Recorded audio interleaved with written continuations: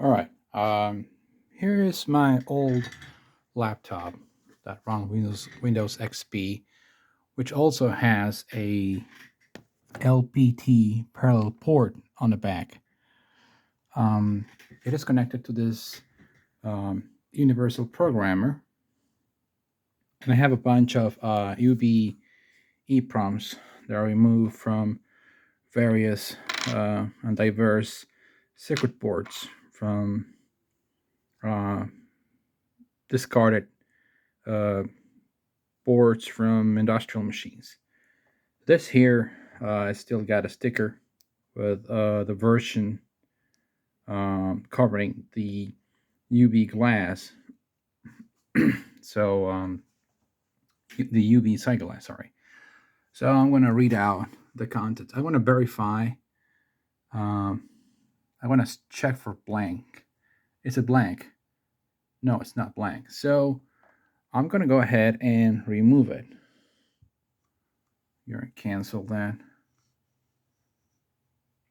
And I'm going to go ahead and remove it from, we're going to take this off and remove it from my program. Right, and I have here, this is a UV EPROM eraser, which is basically a UVC lamp, fluorescent lamp, that I inserted inside a tube. Now I'm just going to put this IC in it. This UV EPROM inside of this piece of cardboard. It's got this slots. So this is just like a tray to hold the UV EPROM. So I'm just going to place it inside, trying to face the UV lamp. Right, so normally I would put several of these so I can all be erased. So I'm gonna leave them on for some time so the UV EPROM gets erased. And in the meantime, I'm gonna show you why I'm doing this. Okay, this here is a Game Boy Advance that I bought cheap years ago. Well, I have hacked this this Game Boy Advance in a way that I can insert UV EPROM. So the cartridge uh, connector was removed, and instead of that, I place a dual inline socket into a PCB and just wire all the terminals into the main PCB in the Game Boy Advance. So that's where they landed. There's no you can see the wires connect to the circuit board in the Game Boy Advance, and this is just uh, homemade circuit board that I glued basically to the Game Boy Advance. This here is just an 18650 lithium battery, and I have this charger circuit that charges the 3.7 volt battery. This is so I can charge the Game Boy Advance battery with a 5 volt cell phone type charger.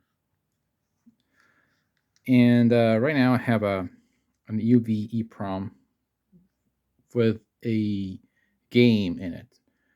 Now this this design only allows me to run games that are like 32 kilobytes or less in size because the Game Boy Advance and the Game Boys are running a Zilog 8-bit processor. Um, so I cannot do bank switching. I had to write a secret that does bank switching to run larger games. Anyway, so here it goes. It's running a game called Voxel, which is simply a game that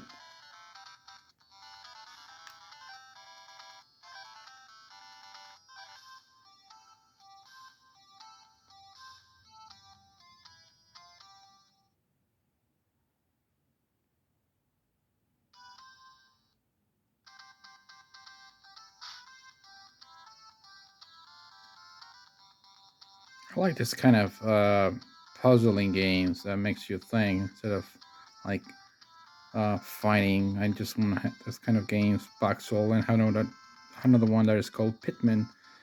That is kind of like the same. Games that challenge you.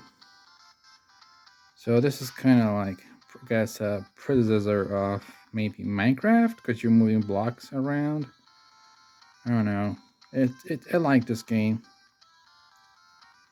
The goal here is to move these boxes through the maze, so they are located, all of them, where the dots are. So the counter up there is counting how many steps you're taking. So it will also limit you on that. And once you're successfully displace all the boxes, and you must be careful because you can move a box that is like, if you move it way too low, you won't be able to get it out of this other chamber. So you gotta be careful. You have a one step backwards button on this game, but so there it is.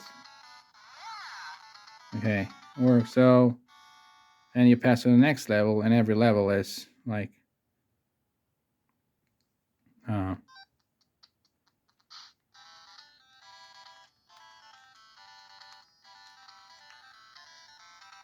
just start again,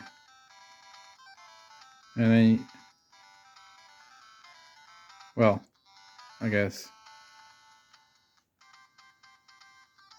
went back to the same level. Anyway, it's hard to play with single hand. So this is a hack that I did years ago. The recent change was adding the lithium battery and the charger for it. So I don't run on alkaline batteries. They run on a lithium battery. I guess now here's the little charger for the cell phone type charger. I also have another one here. I have another Game Boy. This is a Game Boy Color. It's got the same thing. Here I'm just going to add a charger, so I'm ordering those from eBay. But here's the thing. I mean, if you power this on, this got no EPROM in it, and if you turn it on, you see that it's not booting up because there's no game. So I have several games here already written to. Like I have Space Invaders. I have Tetris. Let's put Tetris in it. So you must make sure you got the right pin number. This is the pin 1 here. And the socket also has, I have painted some colors in it. So like you see the yellow mark, that's pin 1. So you must place it in the right order. Tetris goes there. Just press it. Okay, it should make good contact now. I got a pin. Yeah, that's what you got when you, I'm going to straighten that pin. Sorry for a while. Okay, I need to make that pin straight again. I'll just show you what I'm doing here. Yeah, I bent that pin. So I'm going to try to straighten it up.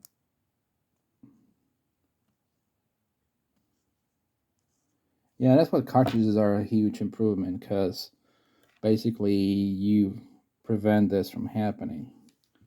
So here is the, I'm going to insert it in the right place, trying to make sure all the pins right. Now sometimes I do is I do this, try to bend them in a little bit. Probably I should do with all of them.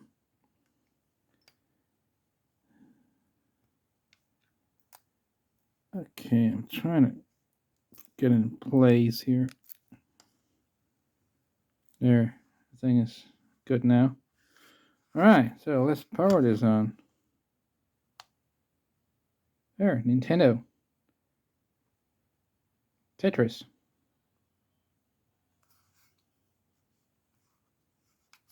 Turn on the volume here.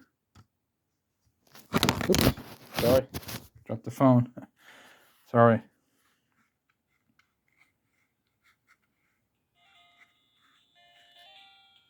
There's Tetris in it. So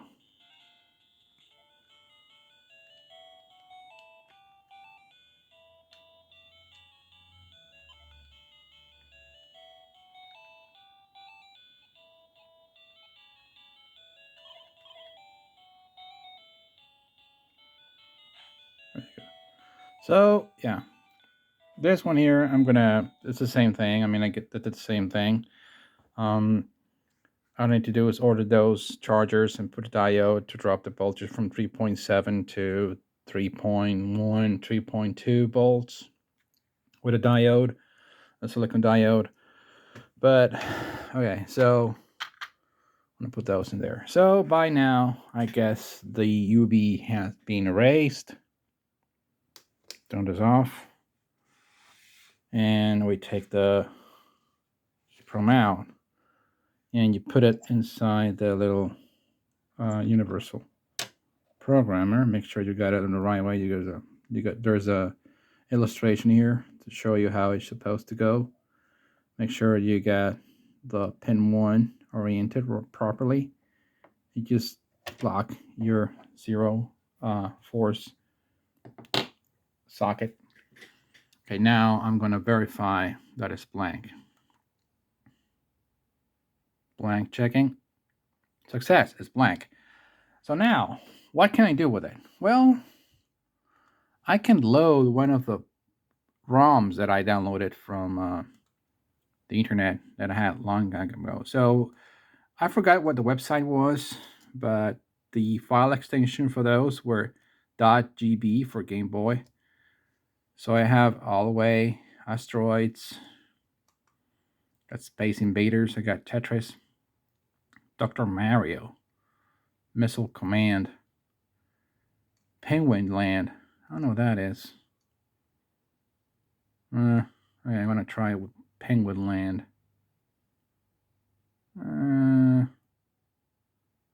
Yeah. Well, yeah. Let's try that. I don't know what it looks like. File type binary. Yep. Okay, so I remember that part of the header of the file is actually the pixels in the Nintendo banner, and that's kind of like make sure you got a cartridge attached to it. So this is how big it's 7FFFF. That is 32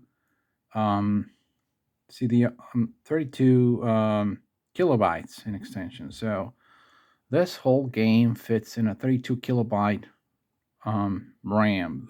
I mean, UV EPROM. This EPROM is larger than that. I think, no, it's actually 256 kilobits. So if you divide 256 kilobits by 8, you get 32. So I think, right? I mean, just double check that. I may be lying. Calc. Let's see that.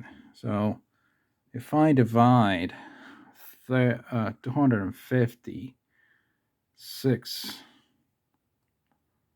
where's the division here? By 32, I get 8. Yeah. So, or divide by 8, you get 32. So 256 kilobits. So how many bits fit in it? So that's 32 kilobytes. All right, I'm going to write this to, so you're going to program it. It's going to program it. It's programming it. And then you can verify it. It's going to read it back and then verify. So the steps are, if your UV EPROM has been successfully erased or made blank, all the locations are FFF, I mean all bits are on. When you're programming it, you're actually using a higher voltage on this thing to make those bits off or on, depending. So this is the old tech. This is from a long time ago. This is 30 plus years old tech. These ICs are dating back. If you look at the dates on those, some of them have dates. They're very old. They're probably as old as I am. Anyway, you can then verify your IC. You can go ahead and verify it.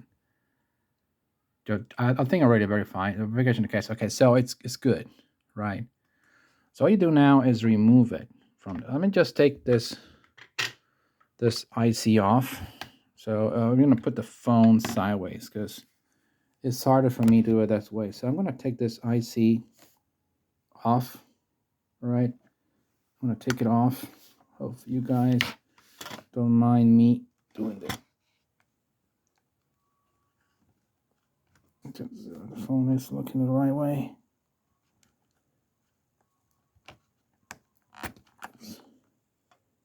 I had some pins, so I don't like that. So I'll do that. Deal with that later.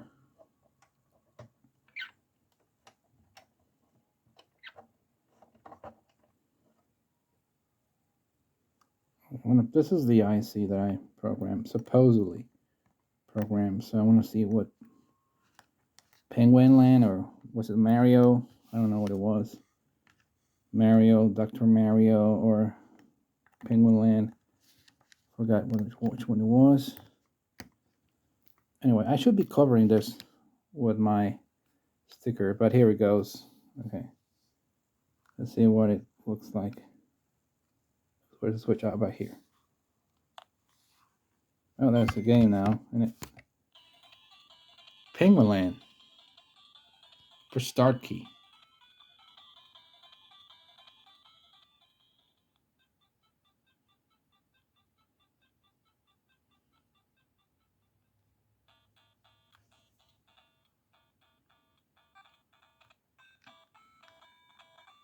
Now I'm supposed to roll this.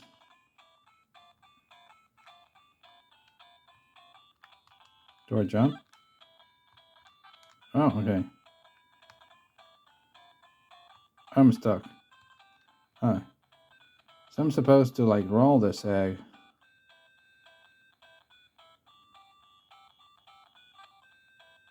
And then I had the polar bears.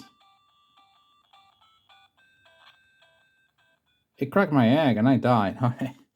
So I need to learn the play strategy on this game. But as you can see, this game runs just perfectly fine on easy UV EPROM. So there you have it. Older console that got upgraded, both of them. This is another console I have.